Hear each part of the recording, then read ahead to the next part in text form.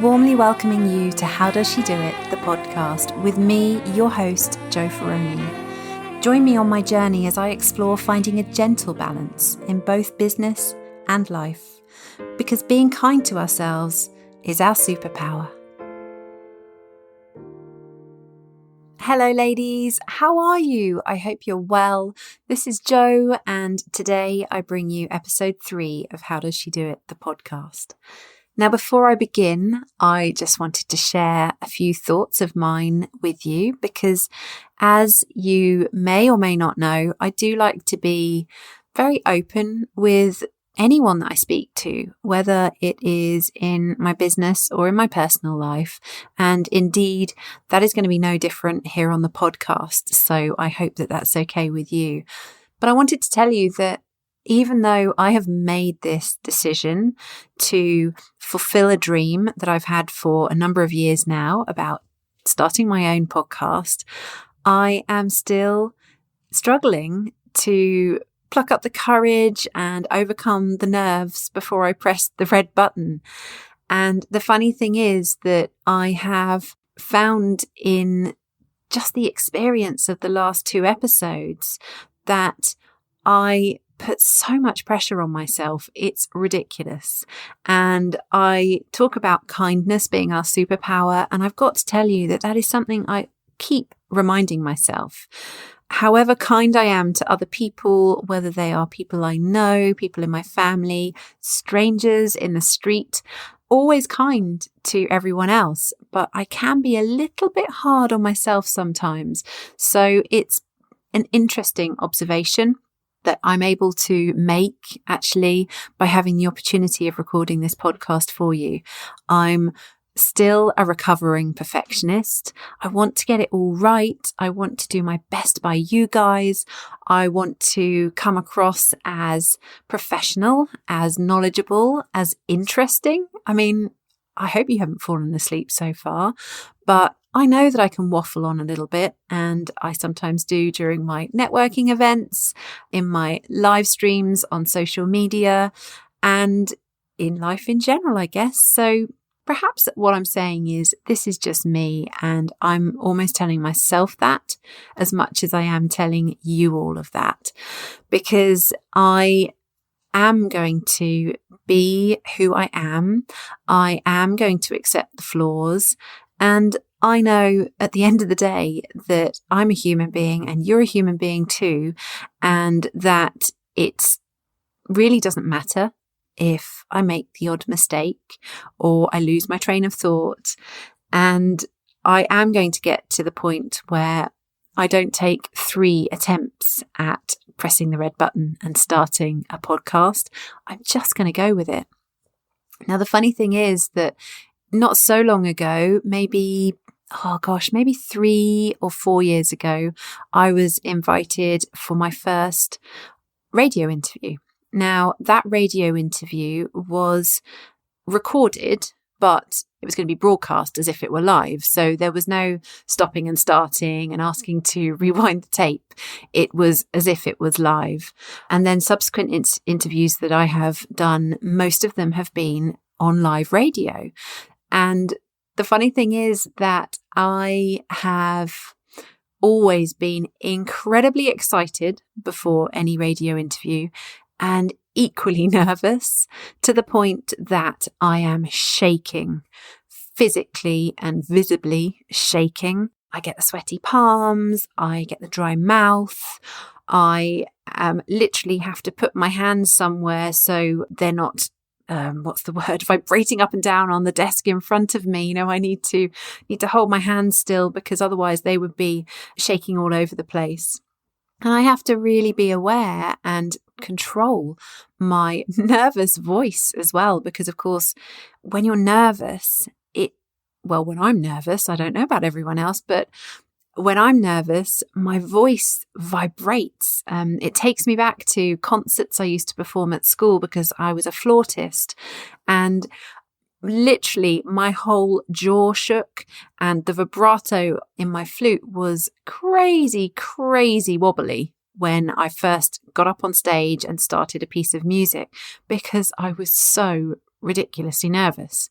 Oh gosh, actually just telling you that has just made me feel really emotional. Oh, the tears are coming. Goodness me, I haven't thought about that for a long time. Whew, just take a breath there. This is the real me. There's a little insight into Jo Ferroni, the real person. I am an emotional person. I am by trait a highly anxious person, and I have worked so hard over the years to bring that anxiety under control, although sometimes it gets the better of me. And so just that thought I can think back to a specific concert that I just thought about then, just off the top of my head, and I could see the audience in front of me. I could feel the orchestra behind me. It felt so intense. All eyes were on me, and I had to get it right. In my head, I had to get it right. And I was so nervous. But I've got to tell you that had I not done that many, many times and pushed through that difficult situation, I really don't think I would be running How Does She Do It? Certainly not running networking events or speaking with you here on a podcast, or indeed going on live radio. So back to my point. I actually have been wishing that this podcast was going out live at times, because when I'm on the radio, I don't really get a chance to second guess myself or judge myself or try to perfect what I'm saying or how I'm saying it or what context it's in. You don't have a minute to do that. You don't have a second to do that because it's going out live. And what I'm trying to tell myself with this podcast is, although at this point I don't have anyone else I'm speaking with, although watch this space, it is very much my aim and ambition to be interviewing all of you wonderful ladies as the weeks and months go on. But for now, this is just me talking to myself. And that is a real challenge. And the funny thing is, I am taking time to think, is it interesting enough? Is it going to make sense? Because I care. But what I don't want to do is to become so paralyzed by that I never put anything out there. And that is why I said back on episode 1 that I'm hoping to look back on these episodes in coming months to see how I've progressed in my ability to host a podcast, to present to you. I'm hoping I'll be more succinct. I'm hoping I'll be relatable.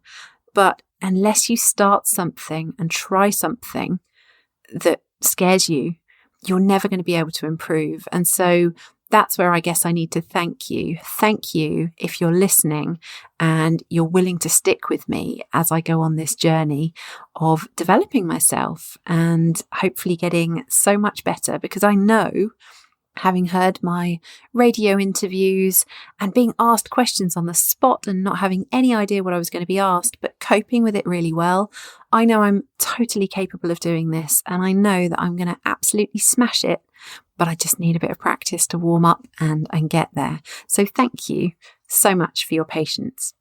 Right, let's move on to today's topic, which I decided had to be all about networking. Now, I obviously run networking events, and they are wonderful to do, absolutely wonderful to do, though even now, a few years down the line, I still get nervous sometimes standing up and presenting at the beginning of a networking event. But I absolutely love it and would not change it for the world.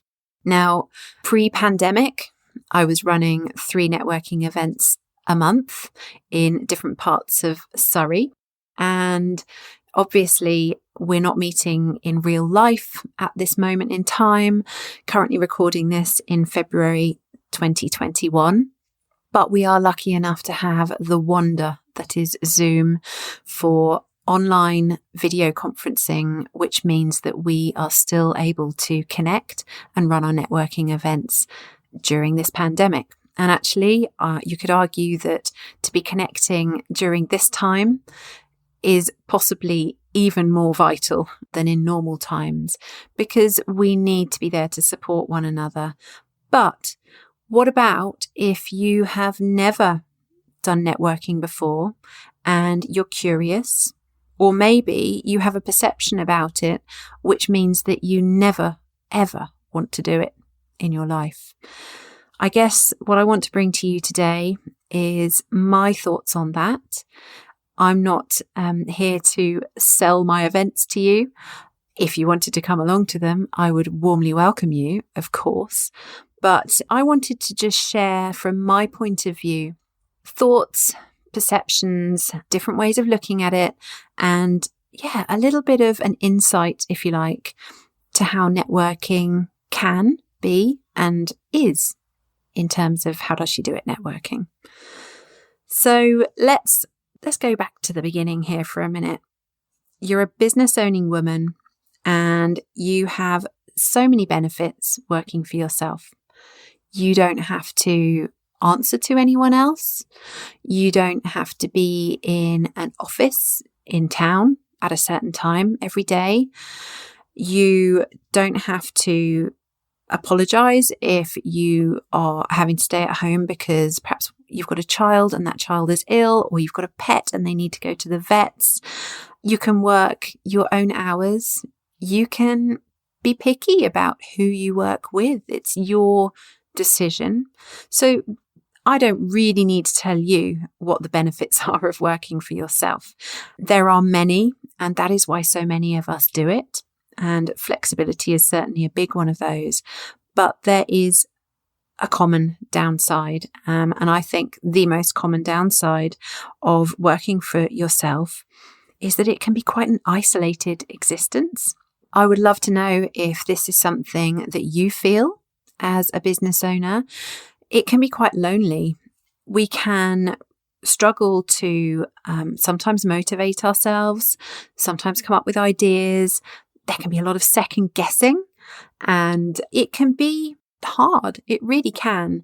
And I'm speaking today without the pandemic in mind. So I'm talking about how normal life, when we're not having to cope with such adversity, is. So my answer to that isolated existence is to connect with others. And I believe that networking is a really, really positive way to do that. And I hear you out there.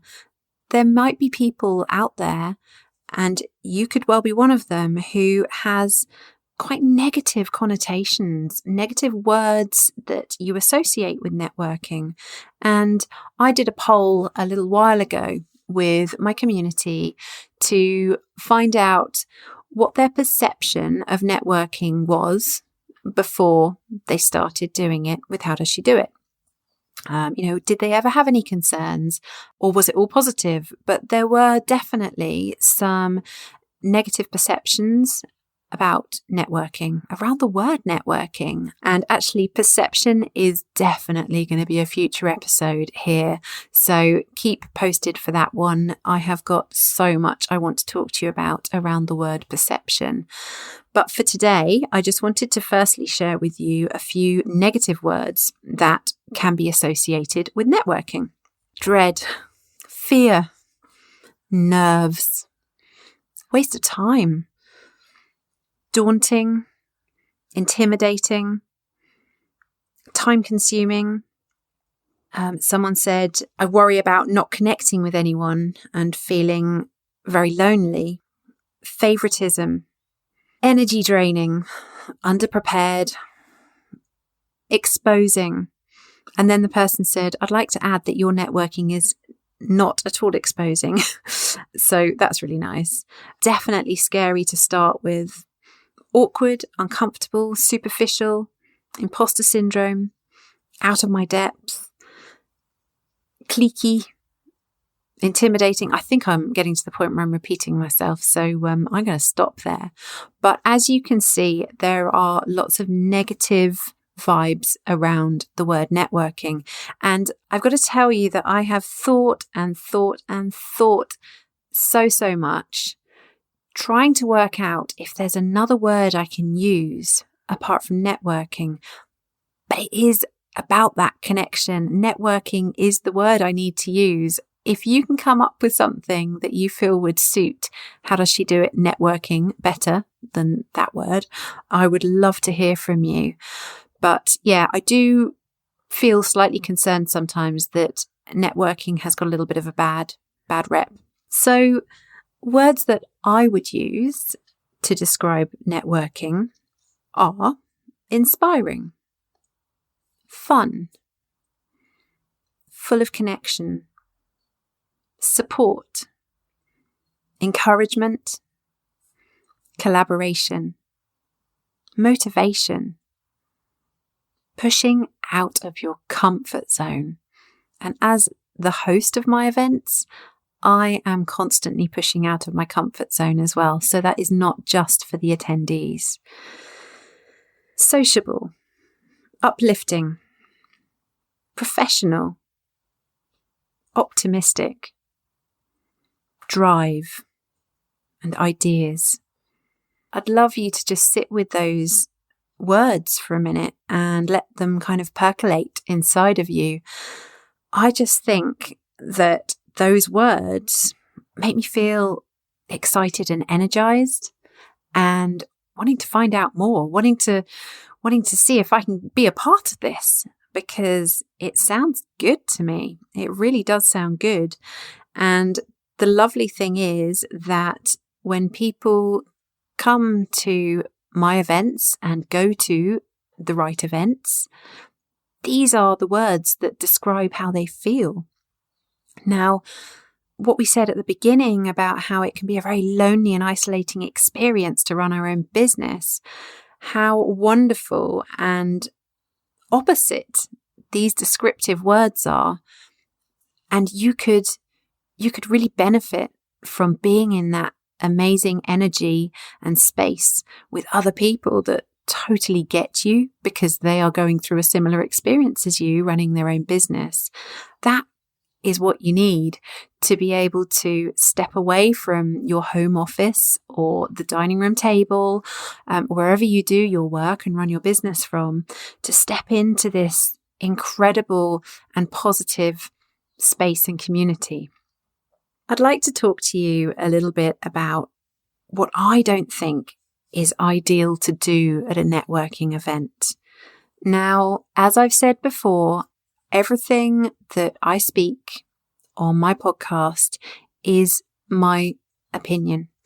It's personal, and I fully respect and appreciate other people's opinions and thoughts.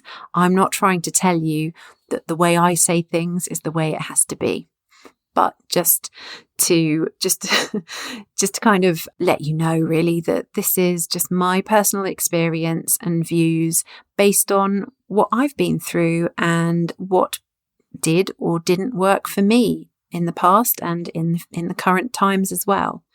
So I believe that things that might not be helpful to do at a networking event are as follows. First of all, hi, here's my card, as you hand it to someone you're just saying hello to. Now, for me, networking isn't about sell. Networking is about making connections and building relationships. I'll come to more of that a little bit later. Another thing perhaps to try and avoid doing, although I know this isn't always easy to avoid, try not to be spending time on your phone with your head down. Now, I appreciate that some people are incredibly nervous when they get to a networking event, and they might find it almost as a way of protecting themselves a little bit. They might not feel that they've got anyone to talk to, and therefore if they're on their phone looking at their emails, then at least they're not looking too lost. Now, I should also add that this never happens at my events because I'm very aware of people, and I know what it feels like to walk into a room and know nobody. I know how desperately uncomfortable that is, and that makes me feel emotional as well, because I've been that person who has walked into an event hosted by someone else and no one has spoken to me, or backs have been turned to me when I've tried to infiltrate a group in a conversation. And that is a horrible feeling, a really horrible feeling. And it makes me feel so emotional because no one should ever be made to feel like that. So hopefully there is never any need to have your head down in your phone because you feel like there's no one to speak to. I'm hoping that whatever event you go to, it will be a warmly welcoming event where you are treated as the wonderful human being that you are and looked after absolutely beautifully. Try not to feel intimidated or inferior to others. Really own it. Instead, don't put yourself down before you've even begun. Have pride in who you are and what you do, and you will absolutely flourish by holding your head high. So rather than feeling that you have to be hard on yourself in any way at all. As I've already alluded to, I really don't think it's about sell at an event. And on that same theme, I really think we have to be mindful of not only talking about ourselves, because obviously conversation needs to be a two-way thing, but to be interested in someone else is a much more flowing way to interact, actually, to be really interested to learn something about someone else. And don't get me wrong, people will then ask you about you as well, which is wonderful. But to only talk about yourself can be quite detrimental to a conversation or a connection. Also, don't only speak to people that you already know. Now, it can be a step out of the comfort zone to stop doing that, but it really, really will reap the rewards and be so beneficial and so much more interesting for you as well. You can connect with the person you know by giving them a call later that day or booking a coffee with them at some point. But take advantage of a situation when you're in a room with people you've never met before. Get to know them. Get interested. You never know who you're going to meet. Okay, so I hope that makes sense so far. I next wanted to talk about some misconceptions I think there can be around networking situations. Well, I don't think it. I know it because I have been questioned on some of these things before, and I stand very firmly, I guess, in my responses to these questions or concerns that people bring to me or have done a few times in the past. The first misconception is that if there are other people at the networking event with the same target market or a similar business to me, what's the point? Now, some networking organizations really stand by their rule that they only allow one person of each trade or type of business to attend an event. I disagree with this in terms of my events. It's absolutely fine for anyone to do whatever they want, and I'm sure they've got a great model around that decision. But I believe that it's really about changing the way it looks. Don't see that person as an enemy. Consider, how could you collaborate with someone? There could well be great collaboration opportunities if you have a different product or service to somebody, but the exact same target market. If you're speaking with the same kind of people, maybe you need to get together and collaborate and see what you can do together to help each other out. I also think it's really important to bear in mind that even if there are 2 people or 4 people or 6 people at one event who run exactly the same business, those people all bring different areas of expertise to their roles. They have different personalities and they have different ways of working and connecting with people. Now, I believe that it's really important that we build connections with people and make business relationships with people that we are going to get along with that we resonate with. We might have similar personalities or similar character traits. Or I remember there was one time when someone came to an event and she came away and she said, wow, I've met so many inspiring businesswomen today, but I got to tell you, the one that stood out for me was the one who I discovered had been to the exact same beach in the Caribbean as me. And we just talked about our holiday experiences and made such a connection with each other personally. And I really want to talk about her business with people now because she's just such a lovely person. So there is a lot to be gained from just getting to know somebody. Speak outside the box, speak outside the business. It doesn't mean that we're not serious about our businesses, but that will come, and that will come quite naturally with time. Now, something I actually misconceived at one point early in my business was to assume that if there weren't many people at a networking event, that therefore makes it a waste of my time. Now, I have had people in the past as well ask me before they sign up to one of my events, could you tell me how many people are coming? Is it going to be a busy event? And I understand where they're coming from. And like I say, I felt this kind of concern or doubt myself as well at one time, because I thought I'd taken time out of my day and my business to spend 2 hours at a networking event. If there were only 2 or 3 people there, then was it really worth my time? But actually, what I now realize, and became very apparent actually after one meeting I went to with very few people at, this was someone else's networking event, was that you don't know how incredible those 2 or 3 people are. You equally don't know who they know. They could be so well connected in business. They might have a huge family and friends circle that they're going to go and shout to about your business and what you do. And you don't know how you might collaborate with those people and what quality connections you could make. And let's be honest, quality is so, so valuable and sometimes a lot more important than quantity. So don't ever judge a networking event on the number of people, because you don't know how very wonderful those people are, however few.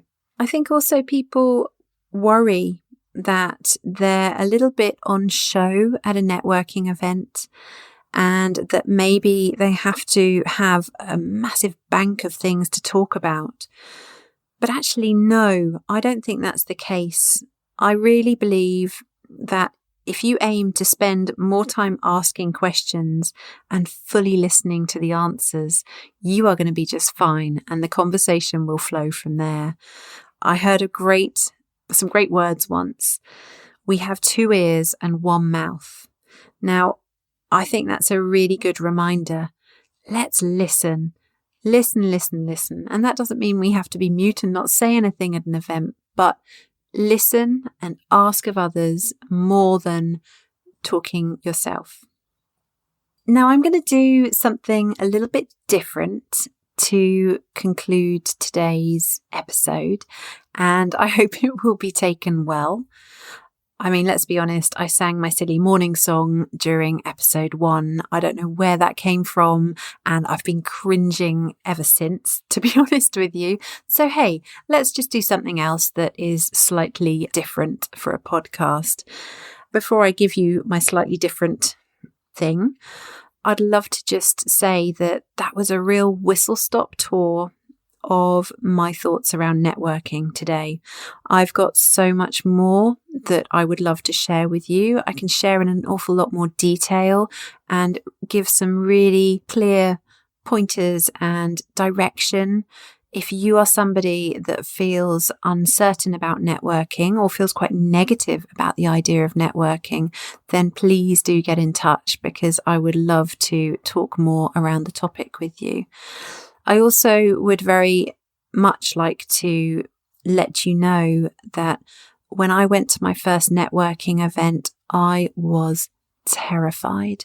So this was me as a guest at an event, it really was so scary for me. I had to work so hard on my breathing to calm myself down and to be less anxious and to prevent the panic attack that I felt I was absolutely on the verge of having.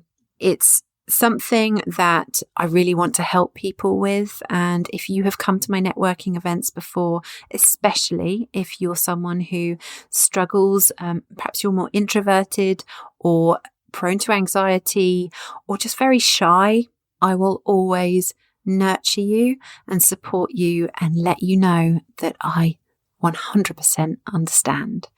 And I don't just understand in terms of, I understand they're feeling a bit uncomfortable. I understand because I have lived it. I have been there many, many times, and it's just taken me a long time, if you like, to get comfortable with the idea of standing up or walking into a room with lots of people I don't know. And the funny thing is, because I've done it so many times now, I really relish it. But if I had perhaps recorded a video of myself before I went into that first event that I went to for networking, it was a very different situation then. So I have had the sweaty palms, a bit like I described when I was talking about the flute performance I was doing. I had the sweaty palms, I had the dry mouth, the absolute pounding heart. I mean, it felt like it was beating across the room. I could hear it. It was an audible sound, my heartbeat, as well as feeling like it was physically coming out of my chest. So if anyone would ever like to talk about building more confidence in business situations and networking events or any kind of events, then I would love to have a one-to-one session with you. It's something that I've coached people with many times now, actually. It's something that can come up when we're talking about people's business and we realize that there's something behind them not taking certain steps forward that are holding them back. And I absolutely love to be able to share my experience and my vulnerability around this topic and be able to guide them and support them to really push out of their comfort zone and get to the point where they not only don't dread going into an event, but they absolutely flourish and enjoy being at that event.